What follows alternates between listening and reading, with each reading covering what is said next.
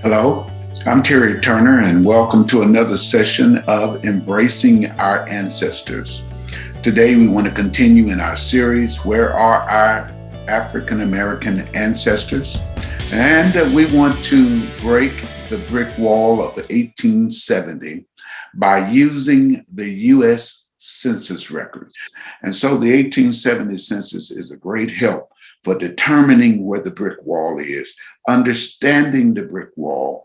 And then not only that, it will help you once you look at it in depthly to be able to go and see where you need to find them. For instance, here's the 1870 census for Warren. Warren, his lifetime of census reveals that in 1870, he said he was born in Georgia. So I know from the 1870s census to the 1900 census that Warren always stated he was born in Georgia. Now, the amazing thing is his birthdays are never right. His age is not always spaced out by 10 years.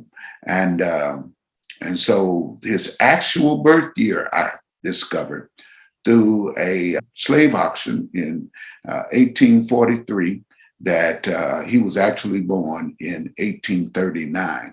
And we'll be discovering and looking at that information a little bit later. But if you look at his actual date of birth of 1839 and the years that he actually recorded that he was born, you will see that there was a vast misunderstanding in his age.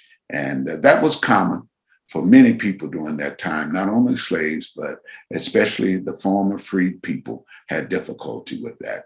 Here, Elvira really didn't know where she was born. Each year, she listed a different place almost. Like 1870, she said she was born in Georgia. Then in 1880, she was born in Virginia. In the 1910 census, she said she was born in Texas. 1920, she said she was born in Tennessee. 1930, she came back and said she was born in Tennessee. She started off from 1870 not knowing where her parents were born. As was the case with Warren. And so pulling together the lifetime of federal census and charting it will help you to understand where your ancestors were, what they knew about themselves, and just helps you to pull together a great deal of information that you will need to know moving back into history. And so when looking at the census records from 1790 to 1840, census records that were recorded before the emancipation. This is what the slave records look like. They would give all of the free white persons, whether they were male or female, how many was in a household. And then they listed the slaves by age and listed them by the number of age. For instance, at the top right, there were 14 males that were 10 and under. There were 10 male slaves that were between the age of 10 and 23, and so on. If you look down at the bottom of the screen, right here below the picture of me, you will see that there were a total of 101 slaves in this household. This is the slave owner of my family in 1840. It was slave owner at the time that the auction that I spoke of earlier, where my grandfather Warren was auctioned off. And you'll also find that he wasn't really auctioned in more in-depth research, because I find him in this gentleman's will around 1845 and 1847. And so looking for your ancestors in the census records is a great find when you can find them. Now, when looking at this record, you simply have to go on the age that you believe your ancestor was when looking at this slaveholder, and then understanding that at that time, Warren would have been under the age of 10. And so he would have been listed in this group of slaves in 1840 that was under the age of 10. And so when looking at slaveholders after the Civil War, which is always the key. You really want to get a grasp of those slaveholders after the Civil War, because the more you learn about them, the more you will be able to find your ancestors in their records. For instance, this gentleman is the nephew of the slaveholder in 1840 by marriage. So Warren changed hands from that slaveholder to this particular slaveholder in 1860. So here's how the 1860 census records looked. So let the 1850 to the 1860 US Census records be your guide after the emancipation. Here is the record for him. And what it tells me is how wealthy he was and how large his estate was. He had an estate that was worth $15,000, which was a tremendous amount of money at that time. But his personal estate, which included his slaves, was $36,000. And this particular slave owner lived in Division 4 of Ellis, Texas. It also gives his place of birth, which was Georgia.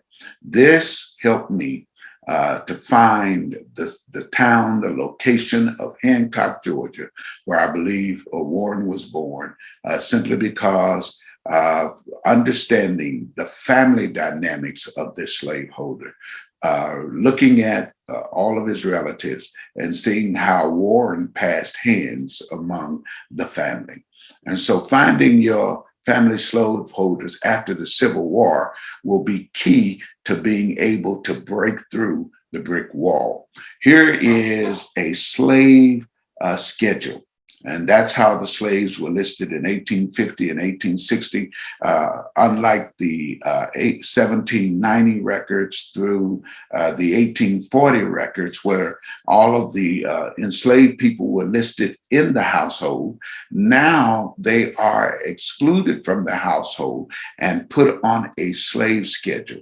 If you'll notice, on this slave schedule, the same area that the former slaveholder lived is the residence and the place for all of these slaves. It's Division 1 through 7 in Ellis, Texas, where the slaveholder lived. Now, slaves weren't given any name on the schedule. They were simply given a year of birth, and they were given an age that we have to recognize them through. And so it takes in-depth research, but it can be done.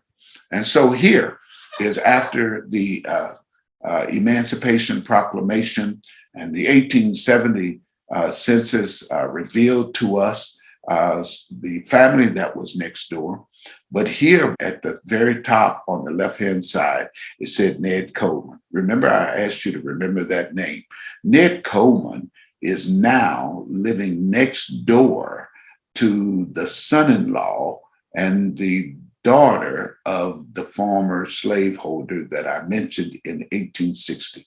I blotted out their name, but at this time I wanted to keep them private, and I would love for any family members who may see this, if they are part of the family, I'd love to be able to share our history together, because I've learned to embrace my history, and I hope you'll embrace yours as well. And we can come together and we can work out much of the information that maybe you're missing and I'm missing when it comes to the life of our family members. And so here we'll see that this particular gentleman and his wife are living right next door to Ned Coleman, who was on the 1870 census living next door to Warren.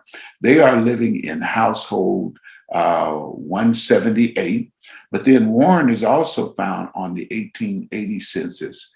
So he's not very far from them. In District 49 of Ellis, Texas. And so when tracing your ancestors back before slavery and after slavery, it's key to know who the slaveholders are, so that you can make sure that as you go back into history, you are tracing the right people. In future sessions, we'll talk about some of those findings that I've been able to discover back into Hancock, Georgia, and to find the places where they lived and things of that nature, and to get an understanding of what they may have experienced as they live their life.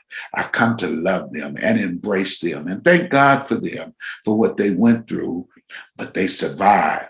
And because they survived, I am the reality that they existed here today. If you've enjoyed this lesson, go and subscribe to our YouTube channel. Each week, I'll be putting out a different video on things you can do to trace your ancestors before the emancipation and after the emancipation, and showing you whatever you got to do. Find your ancestors, learn to love them, learn to appreciate them, and learn to understand the life that they had to live. Blessings to you, and I hope you have a wonderful and marvelous day. See you next time.